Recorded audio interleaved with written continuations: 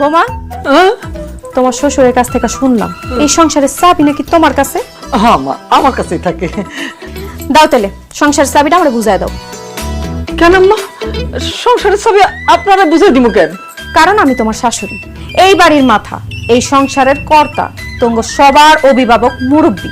আর শাশুড়ি বাইসা থাকতে বউয়ের কাছে সংসারের চাবি থাকবো, এটা তো হইতে পারে না। দাও চাবিটা বুঝাই দাও।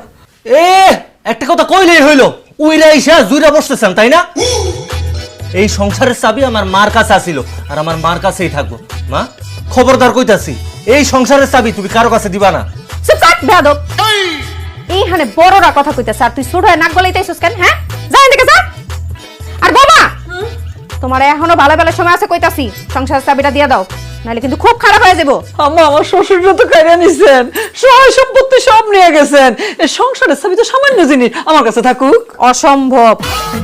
তোমার শ্বশুর এবং তার সয় সম্পত্তি যেমন আমার, এই সংসারের চাবিটাও তেমনি আমার। এখনো সময় আছে, কইতাছি চাবিটা দাও, নাহলে কিন্তু তোমাকে সবাই বাড়ি থেকে বাইর করে দিবি। না না না, কষ্ট করার দরকার নাই, দিতেছি দিতেছি।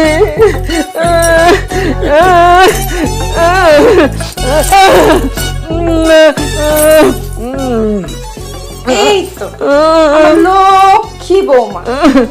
একটা কথা কান খুইলা হইনা রাখো, এখন থেকে এই সংসারে সব কিছু আমার অনুমতিতে হইব। আমি যেমনে কমু অমনেই তোমার কাজ কাম করতে হইব।